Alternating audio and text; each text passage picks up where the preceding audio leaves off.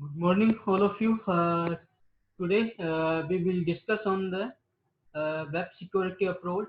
This is the SSL. SSL is the secure socket layer. In previous lecture, we have discussed on the Internet Protocol security. Now we start our lecture. Uh, so that is the SSL. SSL is the secure socket layer. Basically, SSL originally developed by the Netscape. It is a internet protocol for secure exchange of information between a web browser and the web server. It is designed to provide two basic security service. One is the authentication, and other is the data encryption between a web browser and the web server. It is used the version 3 is the latest version of SSL. In the both Netscape and the Navigator, uh, both Netscape Navigator and the Internet Explorer support the SSL. SSL is located between the transport level and the application level. Uh, it is located in between uh, trans, uh, transport level and the application level. So there is some features provided by the SSL. Number one is the SSL server authentication. The SSL server authentication means SSL allow a user to confirm a server identity. Also, SSL enables browser maintains a list of trusted uh, certification authorities along with the public key of the CA. CA is the certification authority. When web browser wants to do business with an SSL enabled web server, it obtains a certificate from the server containing the server public key. The certificate is issued by a certification authority listed in the client's list of trusted certificate authorities. This feature allows the browser to authenticate the server before the user submit a payment card number. So this is the SSL server authentication. The other feature is the SSL client authentication. In this, SSL allow a server to confirm a user identity. Uh, Analogous to server authentication, client authentication make use of client certificate which also been have issued by certificate authority. This authentication is important if the server in a bank sending confidential financial information to a customer and it want to check the receiver's identity. This is the SSL client authentication. And the last is the encrypted SSL session in which the all information sent between browser and the server uh, is encrypted by sending software and decrypted by the receiving software. So this is the simple uh, features of the SSL. Now we have discussed the SSL architecture. This diagram show the SSL architecture. This is combining the some protocols. This is the SSL handshake protocol, SSL chain cipher specification protocol, SSL alert protocol, HTTP, SSL record protocol, TCP, and the IP. So this is the simple combination of the some protocols. This is the SSL architecture, and the SSL architecture basically using the two type of two important concept for SSL. Number one is the connection, other is the session. In the SSL connection is a connection in a transport network transport that provide suitable types of service such as connection or transient peer-to-peer trans relationship associated with one session, and the other is the SSL session. SSL session is the uh, a session is association between a client and the server that defines the set of parameters such as algorithm use, session number. Uh, Session define a set of cryptographic security parameter which can be shared among multiple connections. Sessions are used to avoid the expensive negotiation of new security parameter for the each connection. So this is the two type of concept, SSL connection and other is the SSL session. Now we will discuss the SSL record protocol. Basically, SSL record protocol involves using an SSL in a secure manner with message integrity ensured. To this end, it is used by upper layer SSL protocol. The purpose of the SSL record protocol is to take and implement uh, to take an application message to transmitted fragment the data which needs to be sent, encapsulated it with appropriate header and create and subject that's called a record, which is encrypted and can be forwarded for sending under the TCP protocol. So this is the SSL record protocol, and basically two services for SSL connection. One is the message integrity and other is the confidentiality. The messaging in the message integrity, the handshake protocol also define a shared secret key that is used to form a message authentication code, which is similar to the HMAC, and the other is the confidentiality. In the confidentiality, the handshake protocol defines a shared secret key is used for conventional encryption of SSL payloads. The message is compressed before being concatenated with the MAC and encrypted with the range of cipher being supported. So this is the simple SSL record protocol. This is provide the two type of services. One is the message integrity and the other is the confidentiality.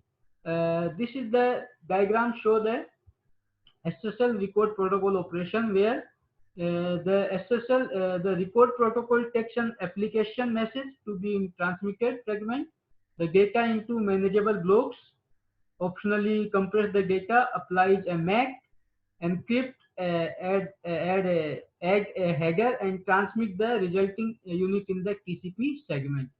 And the received data are decrypted, verified, decompressed, and reassembled, then the delivered to higher layer application. So this is the simple uh, SSL record protocol operation. After this, the other is the SSL change cipher specification protocol. Basically, this protocol is simplest SSL protocol. It contains of a single message that carries the value of 1. The sole purpose of this message is to cause the pending session state to be established as fixed state, which result, stage 4 taking example, in defining the used set of protocols. This type of message must be sent by the client to the server and vice versa. After exchange of message, the session state is considered agreed.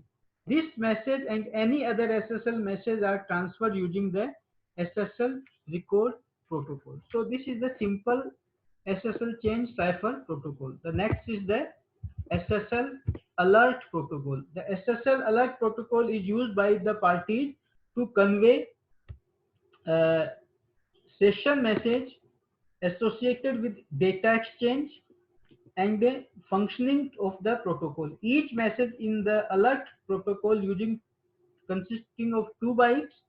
The first byte always takes a value warning and other is the fatal. That determine severity of the message sent.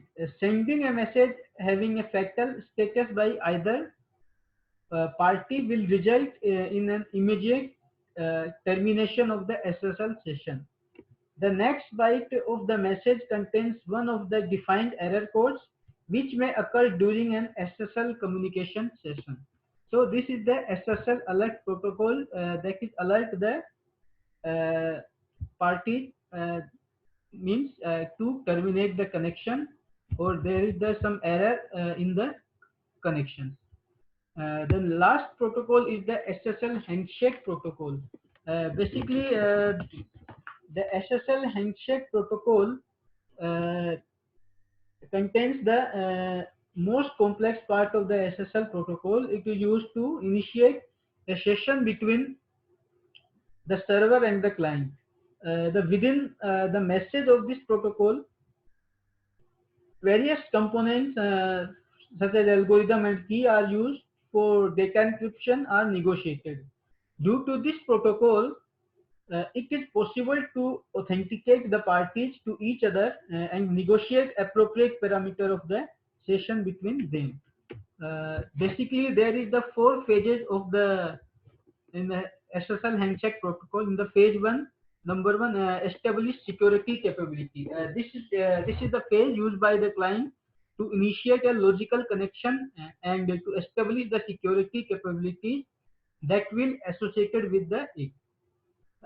In the phase two, the server authentication and the key exchange. In this, the server begins this phase by sending its certificate if it needs to be authenticated. In the phase three, the client authentication and the key exchange.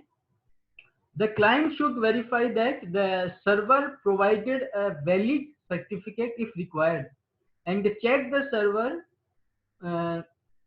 check the server parameters are acceptable. And the last phase is the phase 4 is the finish, means this phase complete the setting up a secure connection. The client send a change cipher specification message and copy the pending cipher specification into the current cipher specification. So this is the SSL handshake protocol, and the diagram show the how to client and server communicate each other using SSL handshake protocol. This is the phase 1, phase 2, phase 3 and the phase 4. Now we will discuss on the transport layer security. Basically, the transport layer security are designed to provide security on the transport layer, and the TLS derived from security protocol of the SSL, and the TLS ensure that no third party may eavesdrop or tamper with any message. It is using the RFC 2246 standard. This is similar to the SSL version 3. There are some minor difference between the TLS and the SSL that we'll discuss in the later slides. Now, first of all, what is the TLS? There are some benefits of the TLS. Number one, encryption. TLS provide help to secure transmitted data using the encryption. Other, the interoperability. In the interoperability works in this, the TLS works with the most web browser, including Microsoft Internet Explorer, and on most operating system and the web servers. Third is the algorithm flexibility. Mm, TLS or SSL provide operation for authentication mechanism, encryption algorithm and hashing algorithm that are used during the secure session. Ease of development, deployment means many applications TLS SSL temporarily on a Windows Server 2003 operating system, and the ease of use because we implement TLS SSL the application layer, most of its operations are completely invisible to the client. So this is simply some benefits of the TLS. So this is the diagram show the TLS working, how to communicate the TLS in the client and the server. The TLS connection initiated using a sequence known as the TLS handshake. And the TLS handshake established a cipher suit for each communication session. The cipher suit is a set of algorithms that specify details such as the shared encryption key or the session key. A TLS is able to set the matching session key over an encrypted channel thanks to a technology known as the public key cryptography.